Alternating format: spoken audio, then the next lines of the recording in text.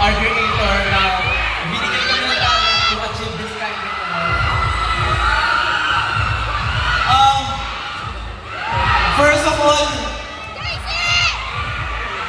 yung nandito lang kami, it's already an honor for us. And to win this award, maraming salamat po. Gusto namin pasalamatan yung mga friends dito, yung family ng lahat ng members ko, yung nasa malayong family members, yung sa Ilocos, sa lahat po ng mga family members at mga friends nila. Maraming salamat po sa lahat ng suporta. Maraming salamat po. I'd like to thank also our Entertainment family.